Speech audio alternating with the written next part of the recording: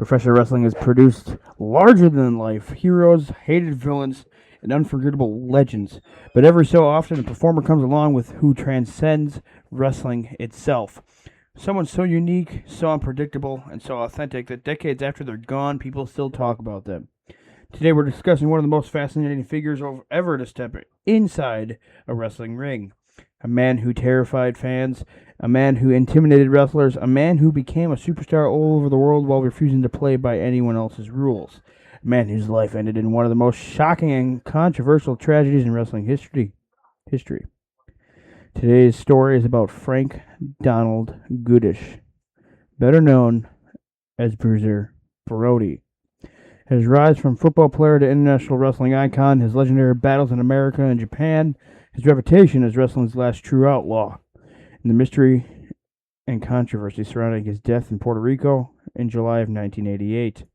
This is the life and death of Bruiser Brody. Welcome to A Reason to Talk with Chris Reason. Let's get into it. Tell me what you saw, tell me what you heard, every weirdo legend, every hard-hit word. A reason to talk, a reason to talk.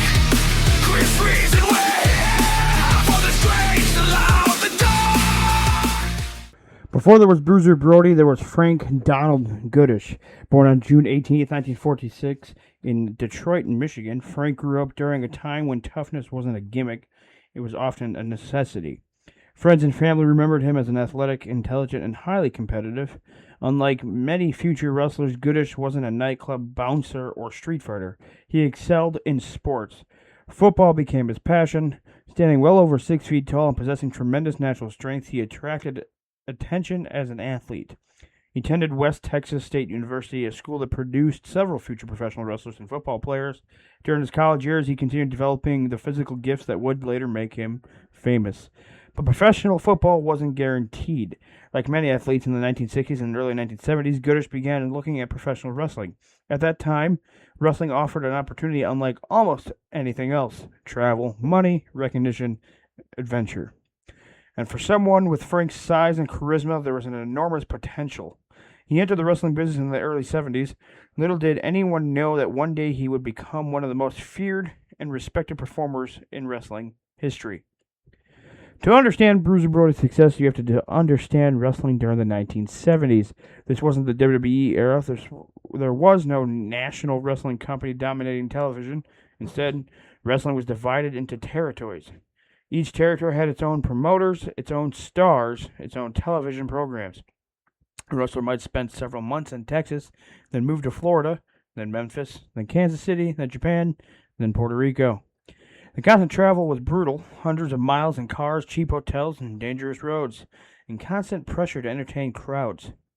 The wrestlers who survived this lifestyle developed extraordinary toughness. Bruiser Brody didn't just survive it, he thrived in it. When promoters looked at Frank Goodish, they saw something special. Most wrestlers looked polished, clean-cut, athletic. Frank looked intimidating. Promoters created the Bruiser Brody character around his natural appearance: long black hair, massive beard, wild eyes, towering frame. The character was inspired partly by real-life outlaw imagery and partly by the popularity of movie anti-heroes of the era. Brody looked less like a wrestler and more like someone who had escaped from the wilderness. His entrance became legendary. He would charge to the ring, swinging a heavy chain, screaming, yelling, threatening fans, destroying furniture, creating chaos. Crowds generally believed he was dangerous, because unlike many wrestlers, Brody didn't look like he was performing. He looked like he had lost control. That illusion became his greatest weapon. One of the most remarkable things about Bruiser Brody was how believable he was. Modern wrestling fans often understood they were watching a performance. During Brody's era, maintaining the illusion was everything. Wrestlers protected their characters. Fans weren't supposed to know the secrets. Brody excelled at this. He rarely broke character in public. His promos felt real. His matches felt real. His violence felt real. When he brawled into crowds, spectators moved because they were genuinely afraid.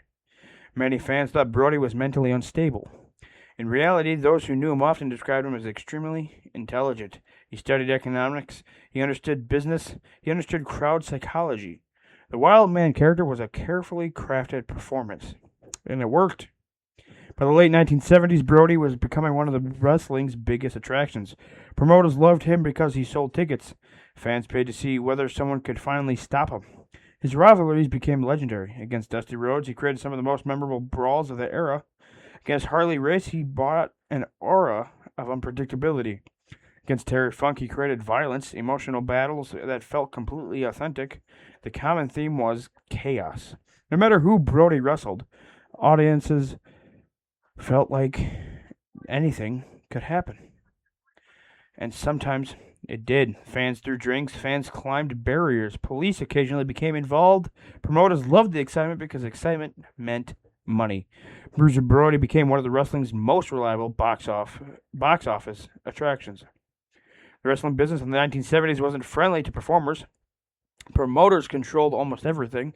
If a wrestler complained, they could lose bookings. Many stayed quiet. Brody didn't. He demanded fair pay. He questioned creative decisions. He challenged promoters. This earned him enemies, but it also earned respect. Many younger wrestlers saw him as someone willing to stand up for performers. Long before guaranteed contracts became common, Brody understood his value. He refused to be exploited. The attitude made him unique and sometimes dangerous to wrestling's old power structure.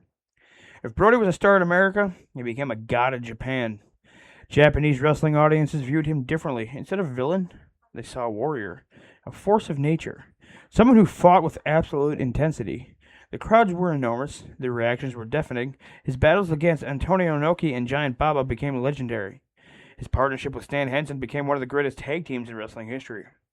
Japanese fans respected toughness. No one embodied toughness more than Bruiser Brody.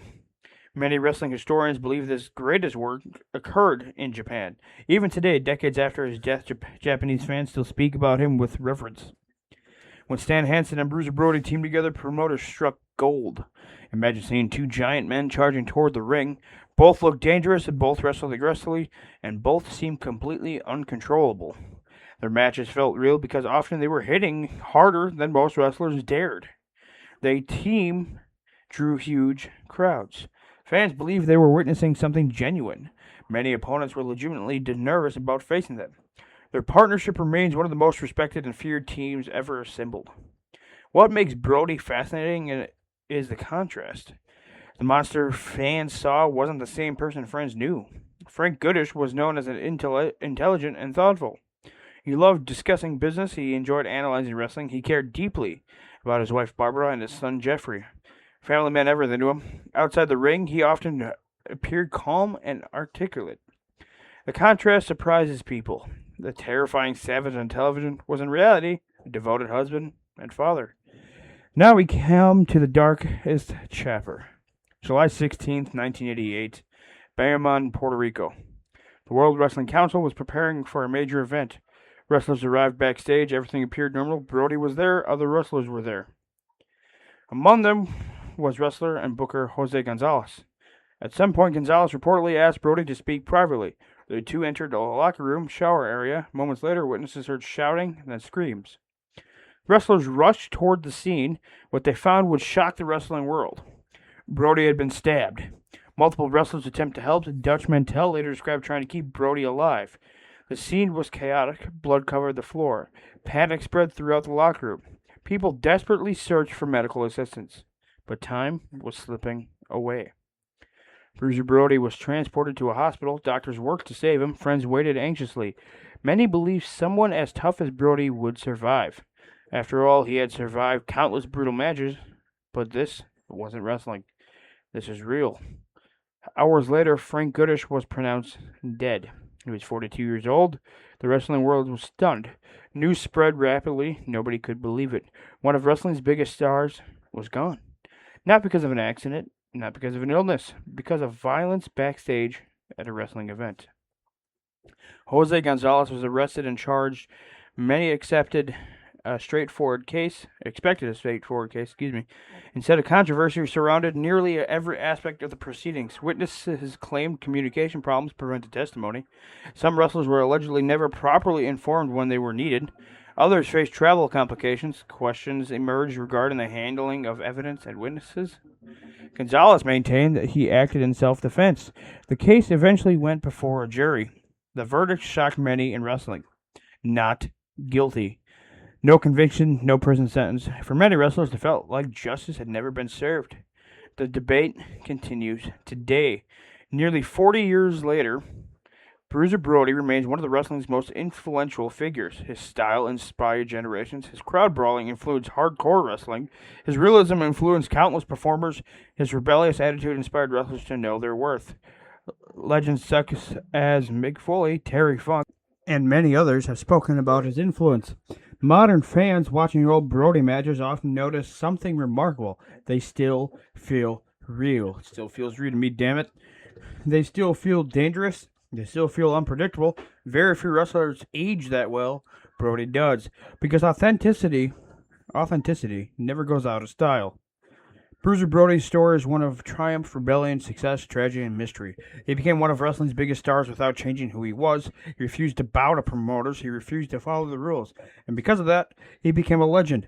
His life ended far too soon, but his legacy remains immortal. For wrestling fans, Bruiser Brody isn't just remembered as a wrestler.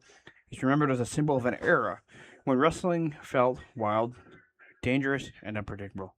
And perhaps that's why all these years later, we're still talking about him. That being said, I feel like a lot of people nowadays that are influenced the most is probably Gunther, with his style of wrestling, and the fact that they haven't found out who murdered him, or if Jose Gonzalez actually did. Thank you for listening to A Reason to Talk with Chris Reason. Until next time, keep asking questions, keep exploring history, and keep the conversation going. Hit that follow button. Peace and bacon grease. Tell me what you saw.